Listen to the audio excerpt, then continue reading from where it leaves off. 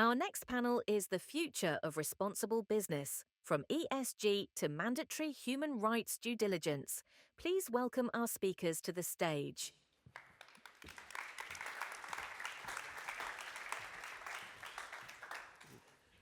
Good. We made it all on. Very important instructions about coming on board here. Good afternoon, everyone. So good to see you all. Thank you so much for joining our session today. I thought I'd start with a few opening comments here before we jump into the topic. You know, the ethical and sustainable landscape for business is ever changing. You got to hear from Katie outline for us very well the changing landscape, whether we're talking about the US and the ESG investing, you know, coming under pretty much a lot of scrutiny. And it ranges anywhere from folks saying, you know, this is going to restrict growth, to supporters saying we've got a framework then in terms of looking at how businesses give back to people in the planet, and in the EU, we've got mandatory human rights directives that are looming.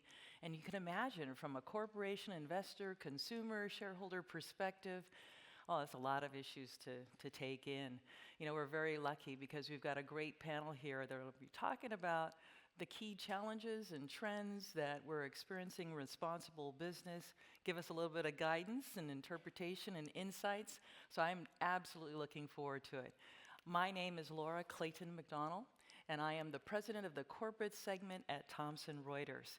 So I support small businesses and large enterprises and helping them navigate the intersection of commerce and compliance.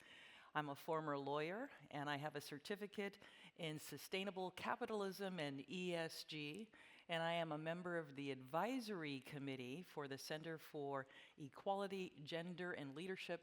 Both of these opportunities are really from the University of California at Berkeley Haas School of Business, so I'm a proud Go Bears alum. Well, I am honored to moderate this panel of very esteemed individuals, and I'm going to ask them each to introduce themselves before we jump into the topic. I'm going to begin with you. Of course. Yeah. Hello, everyone. My name is Fanta Gam. I am the Director of Business and Human Rights at Robert F. Kennedy Human Rights. Hi, everyone. I'm Jason Looming. I'm the founder and CEO of Lennox Park Solutions. We're a fintech company focusing on collaborative software primarily in the asset management industry, but also looking at Fortune 500 companies. I'm on the investment committee of the Rockefeller Brothers Fund, a foundation in the United States, and the Josiah Macy Foundation as well. Amanda Mackenzie. I'm on the board of Lloyds Banking Group and British Land, and I chair the Queen's Reading Room. My name's Simon Rawson. Good afternoon. I'm the Deputy Chief Executive of Share Action, a responsible investment charity based here in London but operating across the world, working with and holding to account asset managers, banks, and insurers around responsible business. All right, super. Welcome all. So let's start with a foundational element to our conversation, and that is the definition of responsible business. And so I'm going to ask each of our panelists here and the roles that they play to define that for us. And I'm just going to go down the line here. Yeah. I'll begin with you, Fanta. Yeah, happy to. First of all, it's really great to be here again at the Trust Conference and to see so many familiar faces, partners, one partner over here at our organization. So at RFK Human Rights, we work to hold governments accountable. We teach human rights education. We train the next generation of human rights defenders. And we strategically work with the business and investment sector. Our president, Kerry Kennedy, couldn't be with us here in London today because, as many of you know, her mother and our founder, Ethel Kennedy, passed away earlier this month. And Ethel Kennedy started RFK Human Rights to continue the legacy of Robert F. Kennedy to create a more just and peaceful world. So when we think about responsible business, we think about creating and sustaining a more just and peaceful world, right? We think about how can businesses not consider, but actively center and protect people, planet, and society. And we look at this across, business practices, portfolios, workforce, people, products, et cetera. And when we look at responsible business across RFK Human Rights, we look at it across 4 pillars. And these pillars are based on the legacy of Robert F. Kennedy, as well as the work that we're doing on the ground across the world.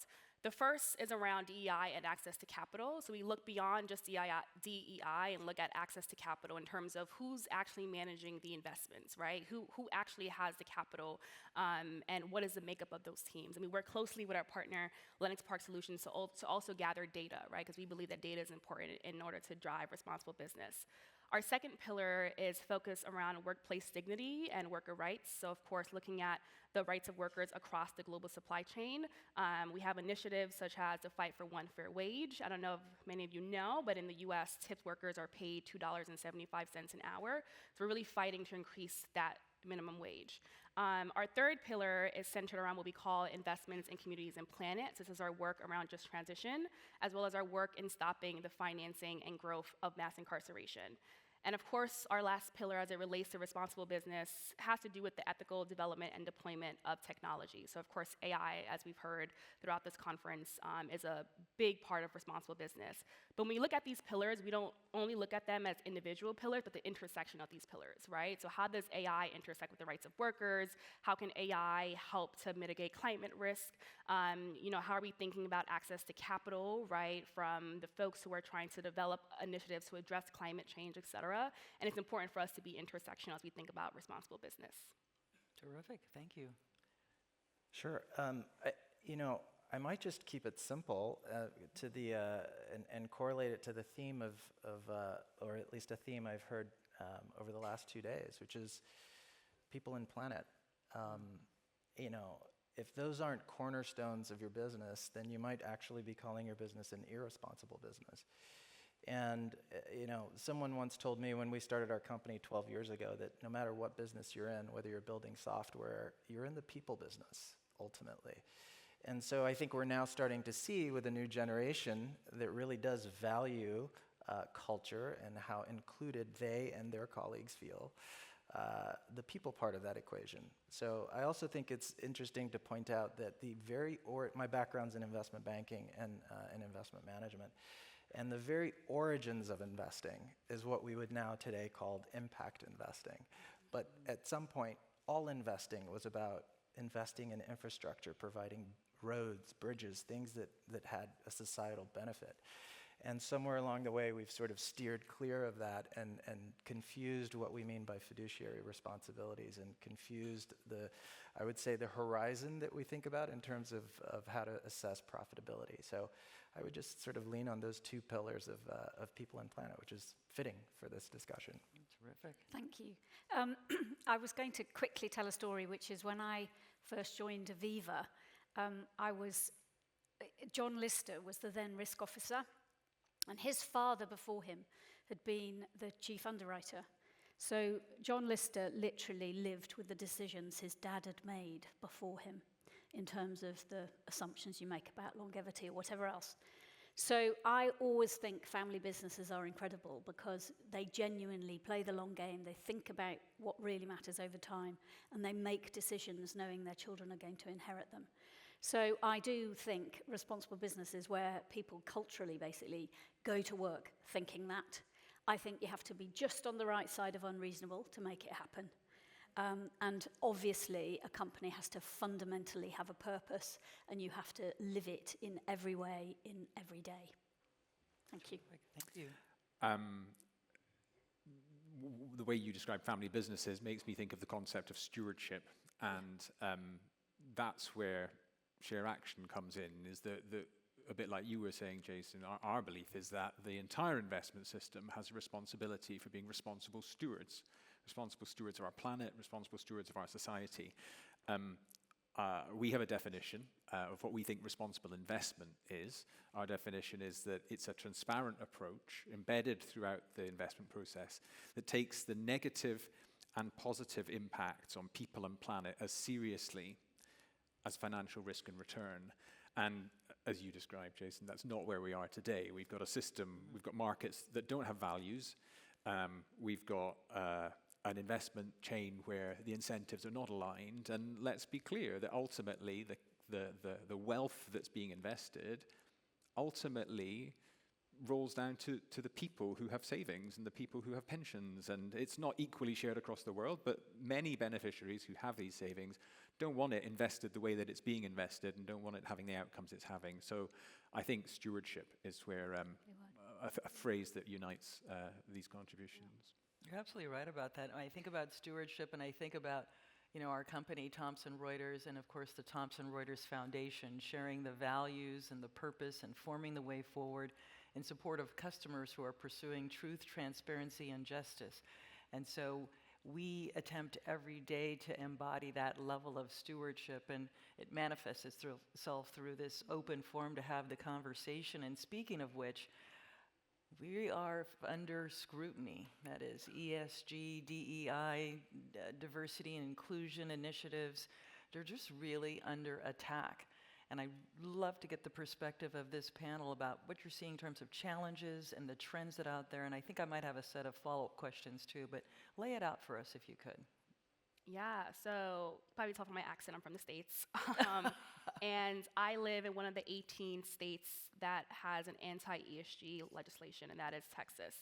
And, it is also one of the states that has an anti-DEI legislation as well. And in terms of, some of the trends and the challenges, I think that a big challenge is just the language and narrative that's just being used to frame what ESG is, right? What DEI is, what responsible business is.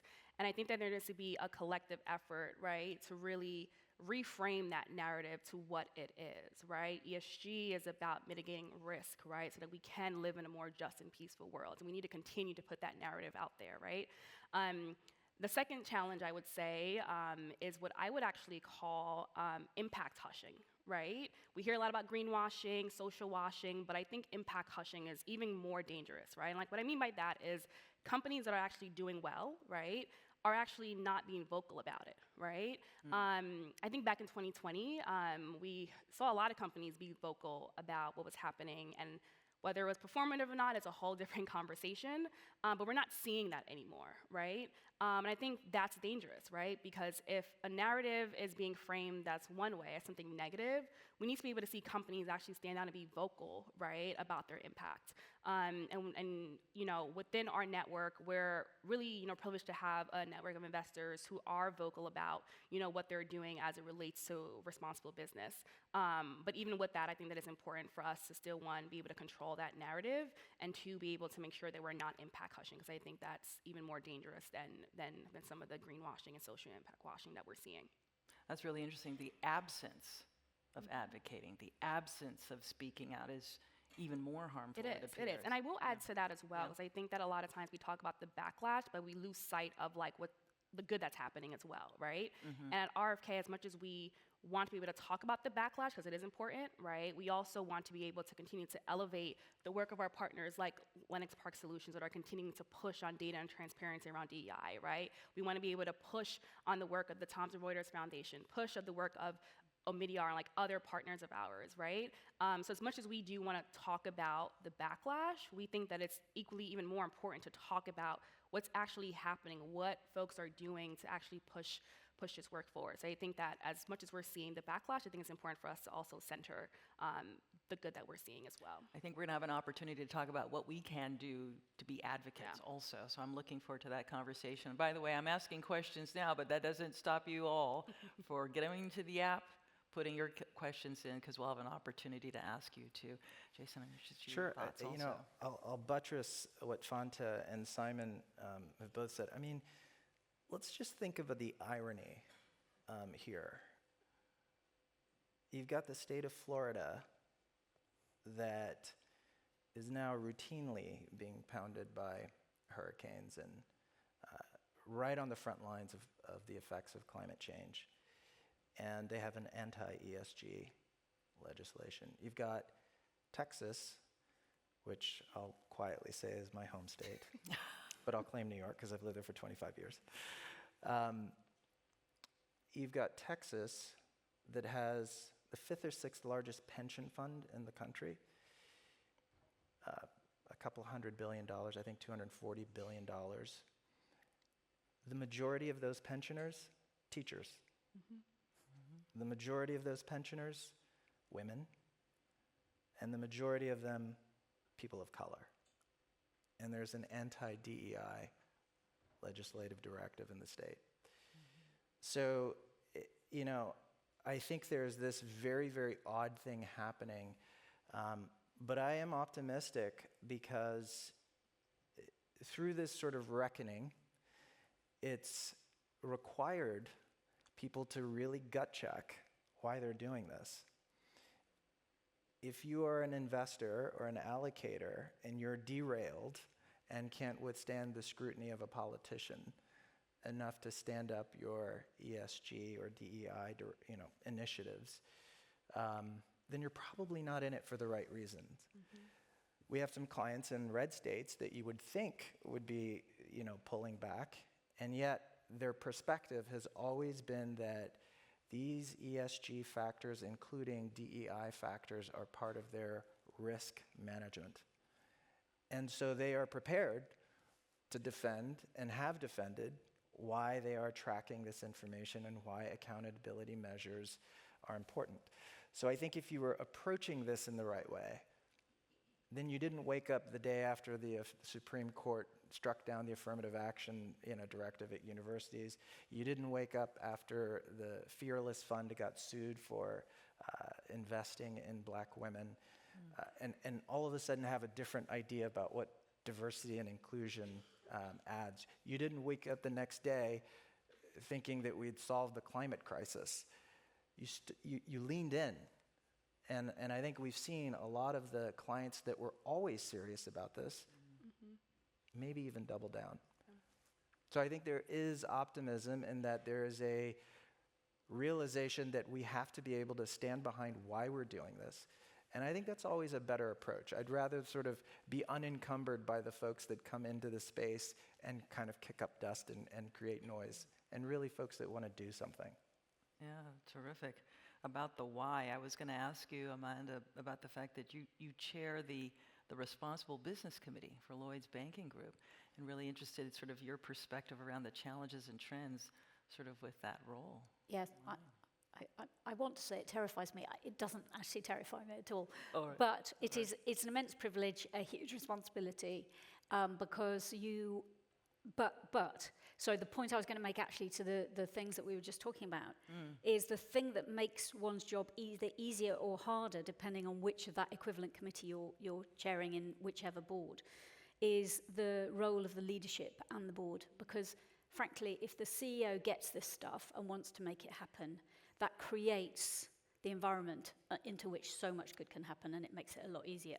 So, pick your companies wisely and make sure the board and the chairman are so that helps hugely. I think you've then got to have sort of a mind for just, you've got to be pragmatic and unreasonable. So, those like, are we being as stretching as we can? And then there'll be moments when the business will go, I just don't know how to make this happen. And that's okay. You have to make people feel comfy with the unknown. I'll give you an example. Lloyd's made a commitment a few years ago that they would reduce by 50% the carbon they're financing by 2030. In all honesty, if you think of a third of the farms in Britain are financed by Lloyd's, just think in that moment what that means. And frankly, no one had a clue how to get there. But then you have to very carefully and thoughtfully go, right, okay, let's put it apart. Like all good project managers, you gradually work out how you're going to get there. And that's quite hard for people. It's not a muscle people have used in the past. People are used to set a target, I know precisely how I'm going to get there. Boom, boom, A goes to B, job done. This will have vagaries that will leap forward, will go back. So it's learning that to be agile and cope with that at the same time. And therefore your role as chair is just encouraging that in the environment.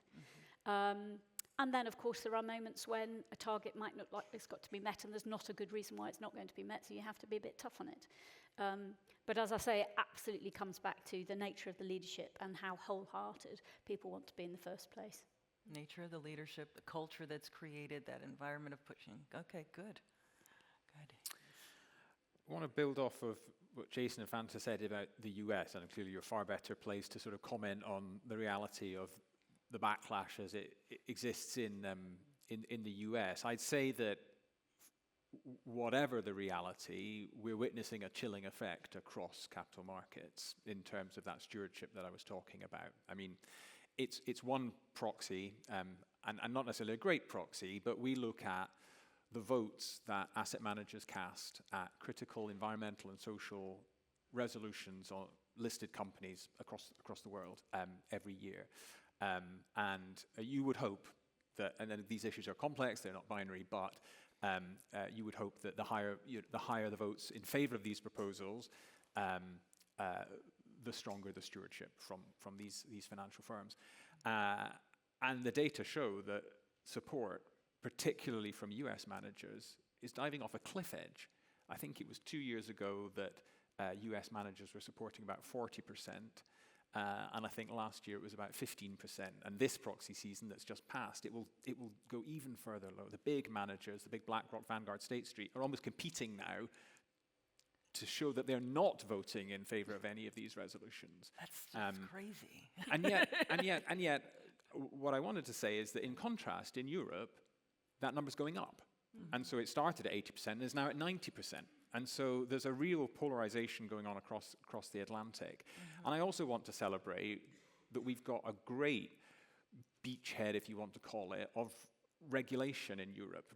Responsible, sustainable benchmarks, regulations and directives coming out of Europe. Now, businesses understandably adjusting to navigate these and the reporting requirements associated with it. But I think it's a fantastic achievement that we've got. I mean, talking in the context of human rights here at this conference, the Corporate Sustainability Due Diligence Directive, CSDDD, is a flagship piece of legislation and promises great things. What I'm most worried about is not the US backlash, but it's a regulatory recession in Europe. And that under the new government in Europe and the new commission, that we will see pressure to push back on that. And I think that anybody that has any influence over corporations right now has a responsibility not to shout about the overburden of reporting, but to say, we'll do it, we'll get through it. We did Sarbanes-Oxley, we did IFRS. We will struggle and we'll make mistakes and we'll get there and we'll see what this shows. And then we'll adjust. But right now, the message coming from governments in Europe and business in Europe about regulation is the thing that concerns me more than backlash in the US. Yeah, it's kind of interesting. Yeah, let's dive into this. Yeah. Pull back the covers a little bit. Yeah. I mean, Simon's right. I mean, if you were not, if you were never engaged in either, any part of the ESG discussion in a genuine and sincere way, there's never been a more convenient time, at least in my lifetime in the US, than now to back away from it. So as Warren Buffett says, when the tide goes out, you see who's swimming naked. We now see who was really engaged in the first place. So I think this is course correction, really. It's just sort of an honest assessment of where we are. And, to Fanta's point, there are some allocators and investors that are moving forward. Just yesterday, the New York City retirement system, which is the fourth largest pension fund in the country, just agreed to decarbonize 3/5 of their portfolio, which is a big advancement for them. New York State Retirement is investing almost $40 billion today with asset management firms that are majority owned by women and or people of color. It's a huge number. By the way, considering in the industry that of the $80 trillion asset management industry, only 1.4% is managed by non-white men. Let that sink in for a second. So we're talking about, and we're talking about an industry where the economics are astronomical. So you want to talk about the impact on broadening that the wage gap, the wealth gap. All of these things are related. We have two foundations, and one of the great things about looking at issues through the lens of data, which every organization that's truly trying to solve a problem does in 2024, is that you can't run away from what the metrics actually tell you. And so when the metrics start to become credible, then our industries and our companies are actually really good at making decisions when they're held to account.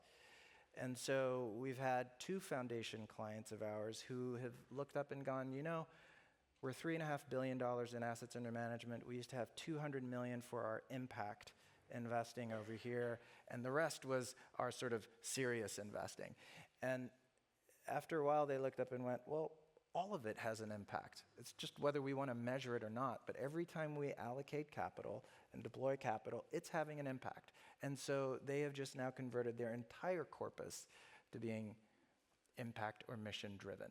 So I think there are some positive things happening for a few, and those who are never serious about it have sort of, cleared out, but they were never going to have an impact anyway. Excellent. It seems like there's a little bit of a sort of a tale of 2 regions here, or 2 sort of geographic areas when you think about the US and then you think about Europe.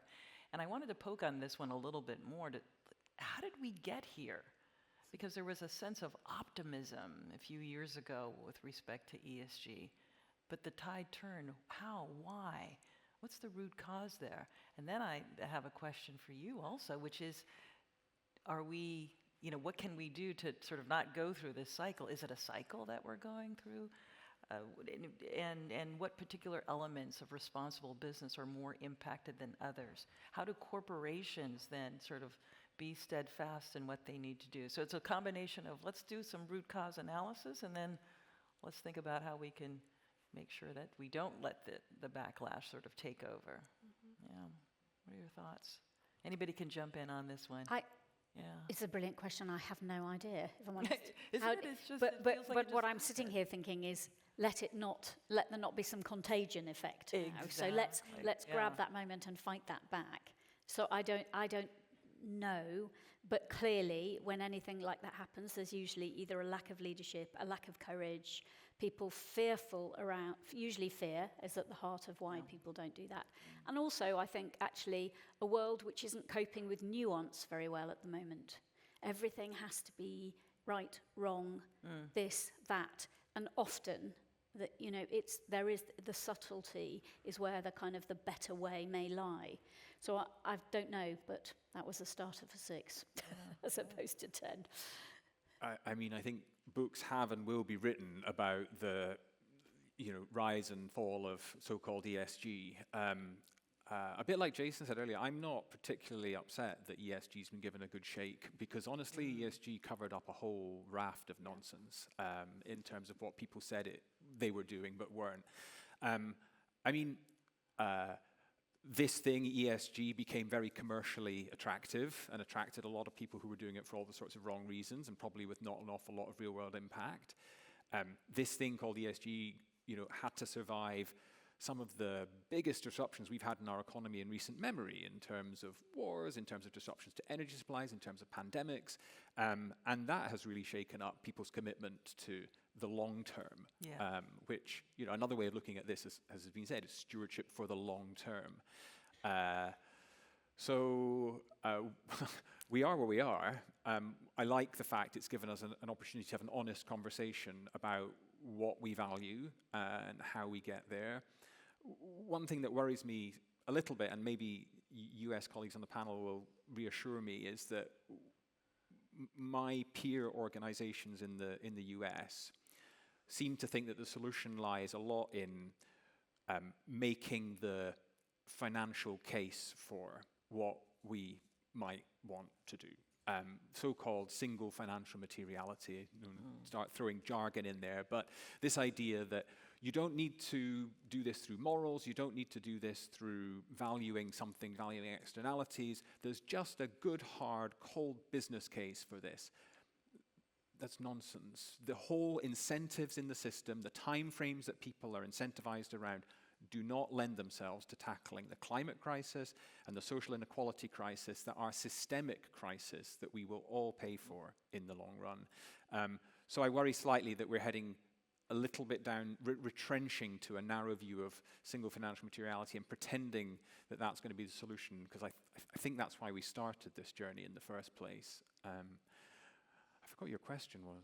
No, it's Yes, really how good. did the US You do. The root Do we cause. know the How did answer? the The US root cause. This I mean, is so, terrific. Yeah, I mean, it's a question that we're Because I want to just- avoid this. Mm. I mean, that's sort of, if we Yeah. understand that's sort of like the lessons from where we Yeah, how we got here, we're still trying to figure it out, right? Yeah. It's like Yeah. we woke up one day and all of a sudden ESG was labeled as woke capitalism, right?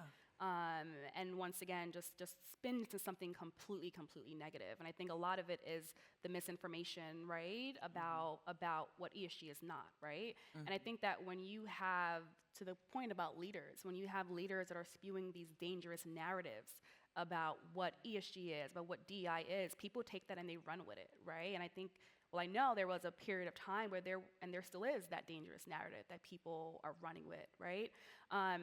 So it's interesting because it's like, when did this happen? Was it in 2020? Was it prior to 2020? Like, who knows, right? Yeah. But one thing that I always say is, I know that the work that we're doing is working when there's backlash, right? And then when there is, folks just spewing lies about what's happening. And we always say that at like our organization, right? Like, we know that we're doing good work when we're getting that backlash, right? So it's interesting because we're still trying to figure out, like, when did this happen, right?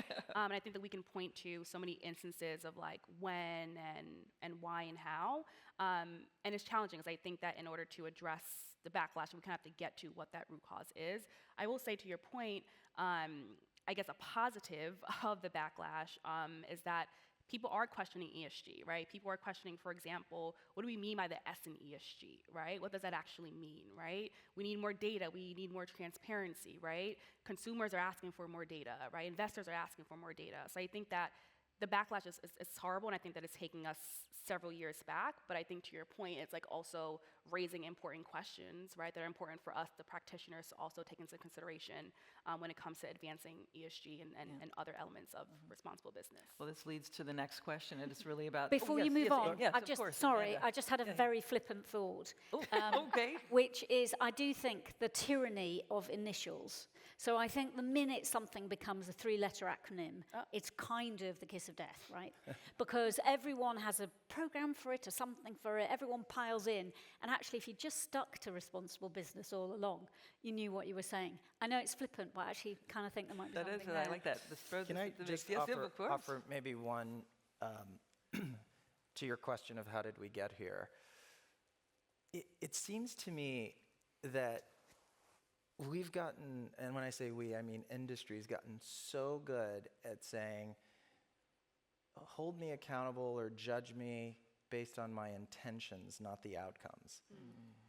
And this is something that, we just fundamentally at our company, we gather vast amounts of data, turn them into metrics and analytics, benchmark them, and offer them to our clients to make decisions based on those numbers.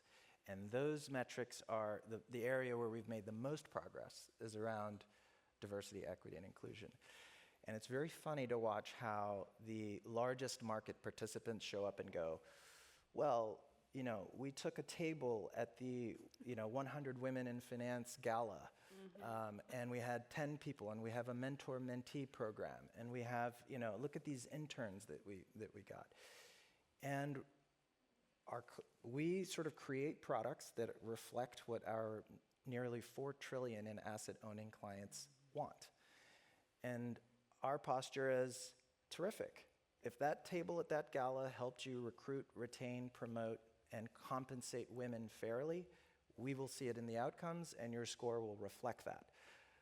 But you don't get to come and tell us what your intentions are and then expect to get the credit for it. And this is the beauty of metrics. And so, we want to encourage things.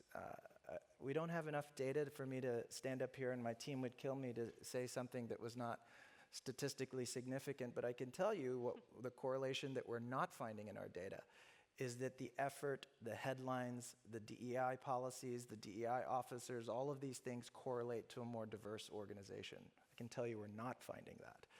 So and I think ESG has really suffered from this, is grade us on the intentions. And it's refreshing to see some of our clients now saying, we'll actually grade you on the outcome. you go back to your office, figure out what your intentions are and the things that are working for you. I think this is great, and it does lead to the next question about we raised it about greenwashing. And so it's really about turning it around and asking ourselves, how do we hold companies and others responsible and accountable for it? So going beyond intent, let's see the outcomes. What are the metrics out there? So what kind of advice would you give companies, investors? Sounds like we've started down that path a little bit already. What's the advice to companies and investors? And for that matter, shareholders, consumers, taking a little bit of skepticism in terms of claims that are made out there, in terms of how do you explore and go deeper to make sure it's real, the claims that are being made. What are your thoughts? Oh, well, I certainly have thoughts. Okay, good. I mean, I think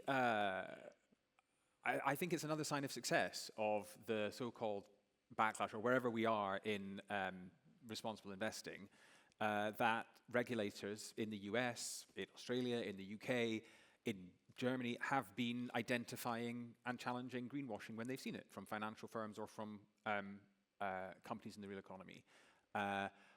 I agree it's regrettable that has led to a degree of green hushing, but I think we'll calibrate and find a way through. What we're asking and challenging investors to do, who are the shareholders, who are the stewards on behalf of you, the savers, in companies from fossil fuel companies to mining companies to banks to other companies, is to really scrutinize disclosures and to press for greater disclosure.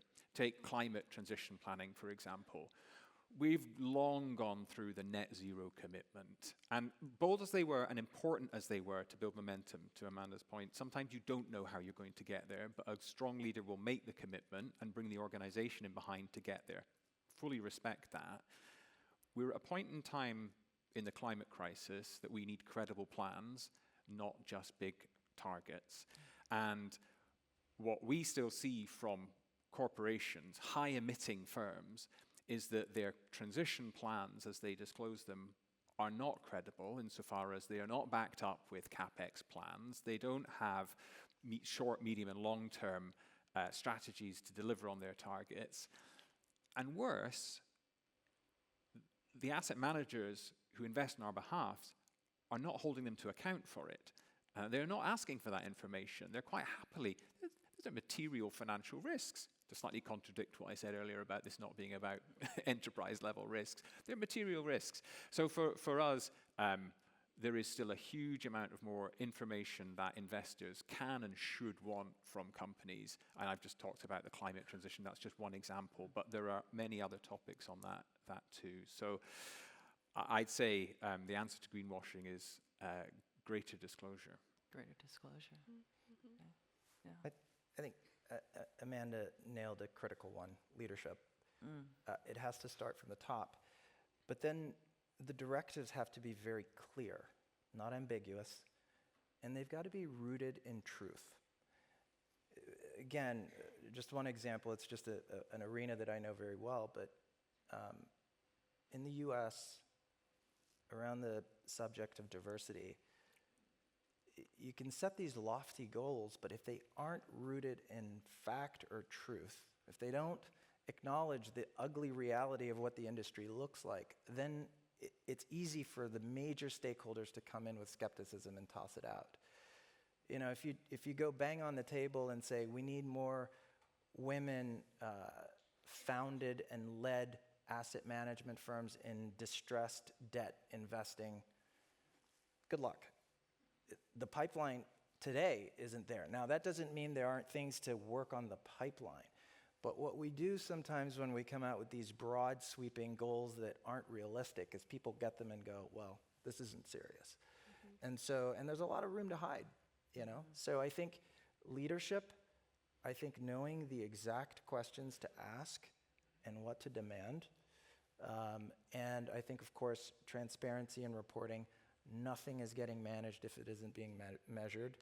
So having credible metrics lead to more realistic goal setting and then holding accountable.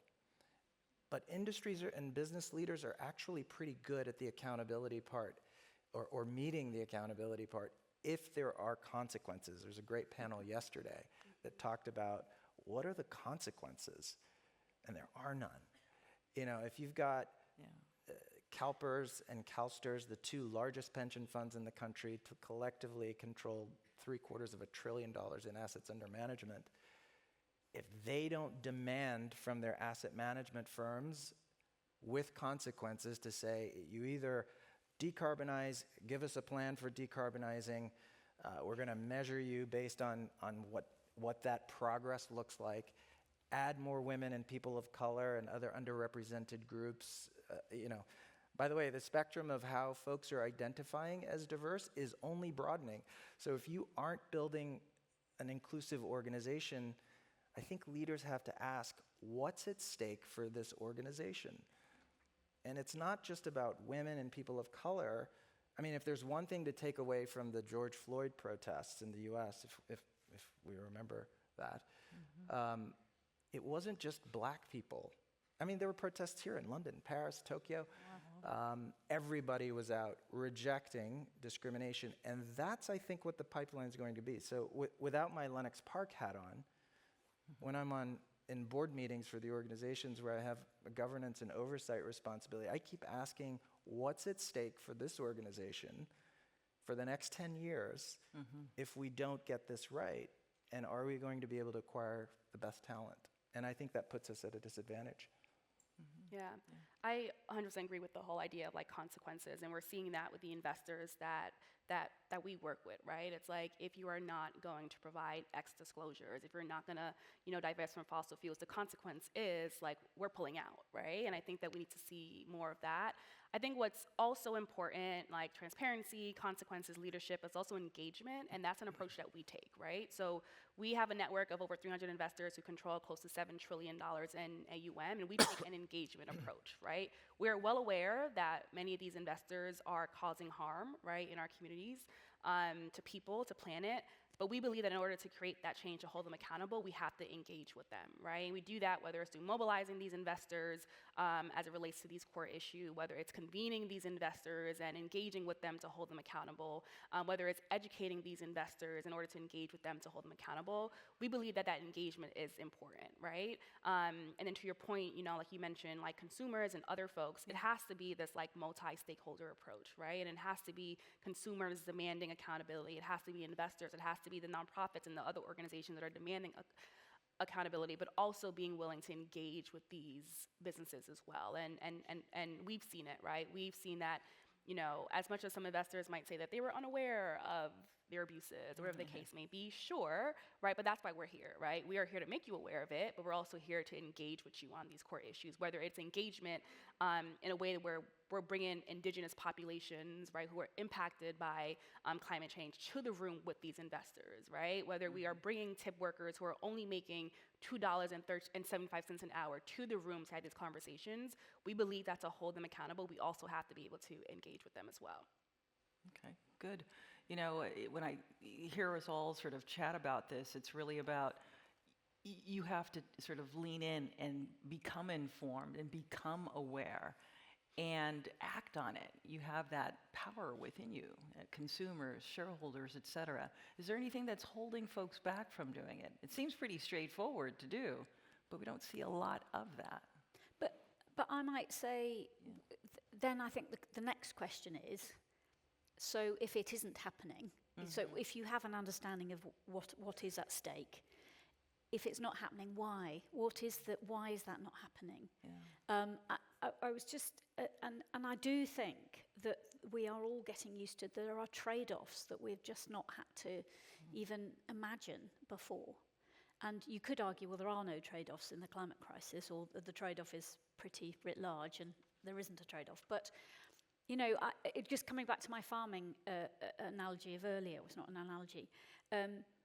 You've got policy in the UK which is encouraging farmers to rewild, grow at the same time, grow maize, which is a terrible crop, and not use it for food security, but sell it to anaerobic digesters.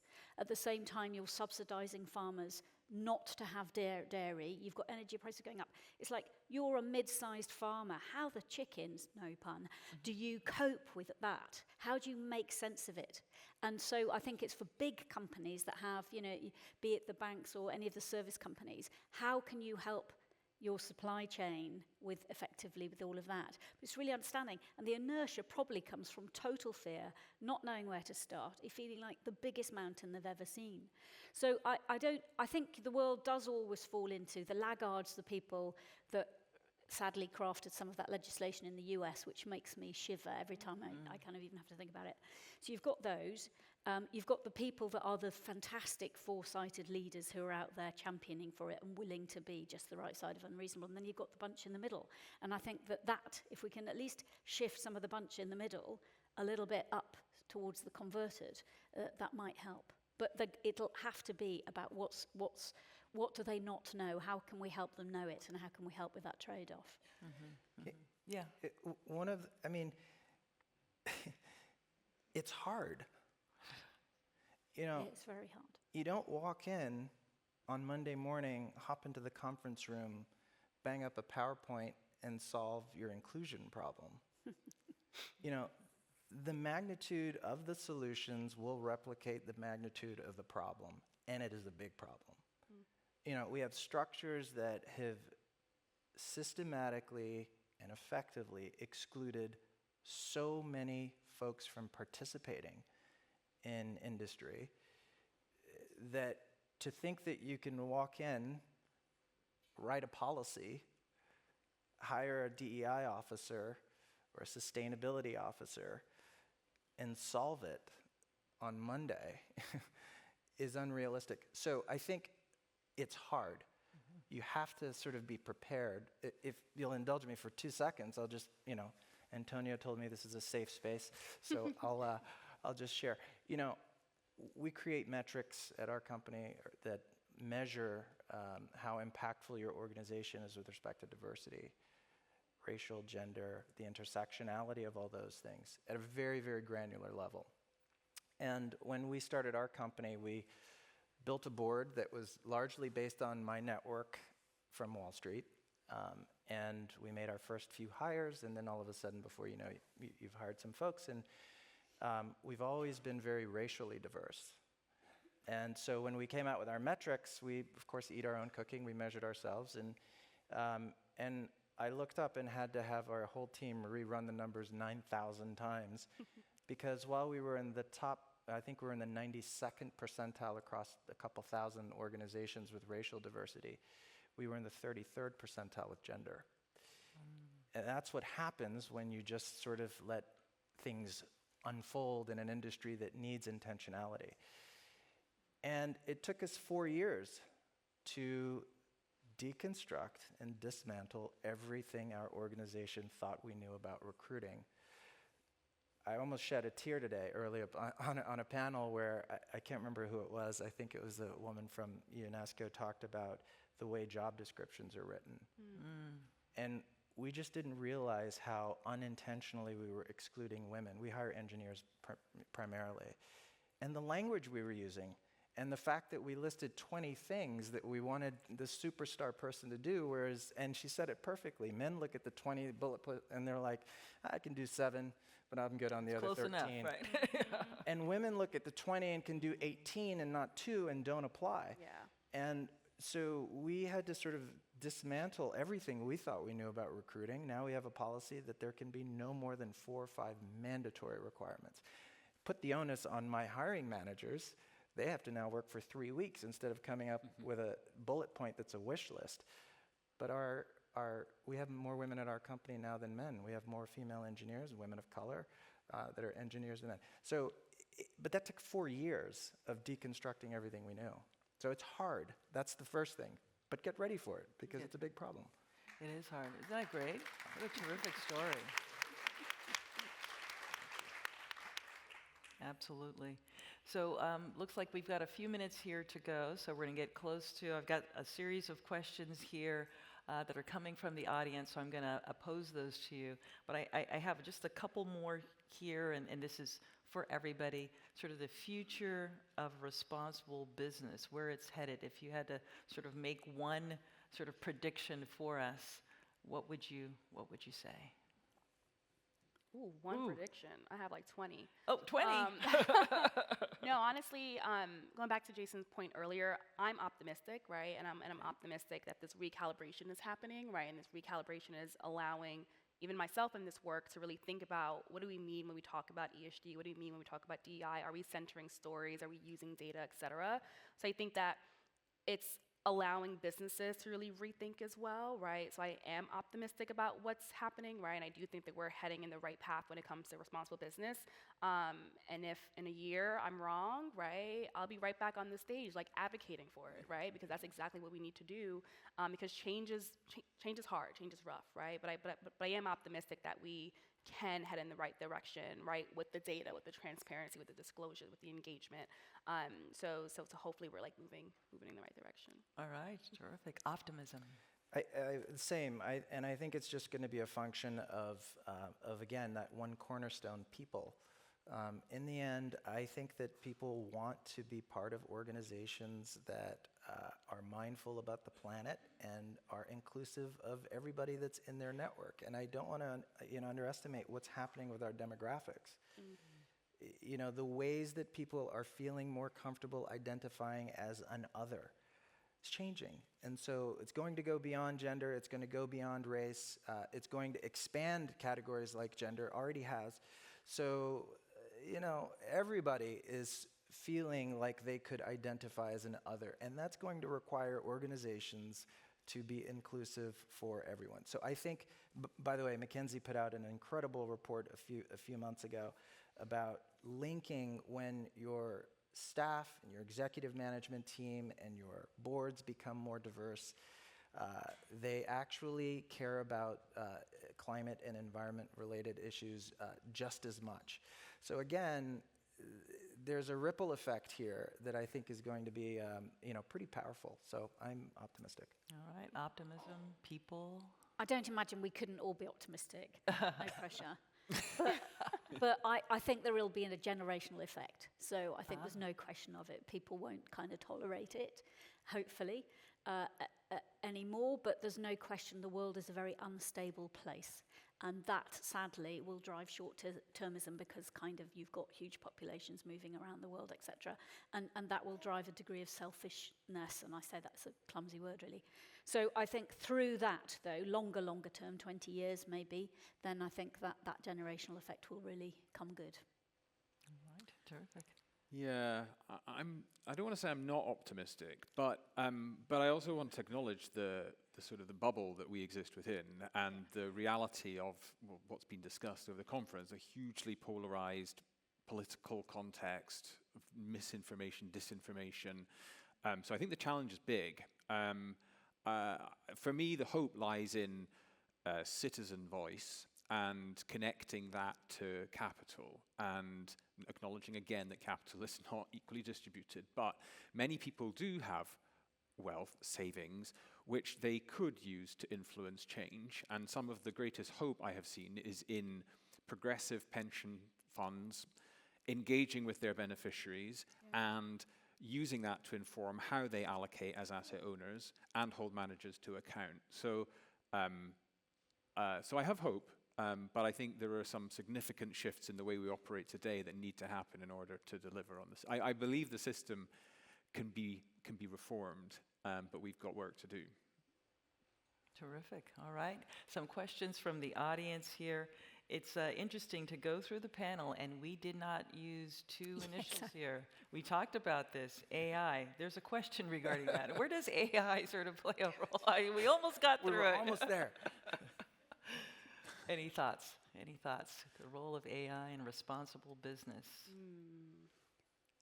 Well, I want to hope it will help.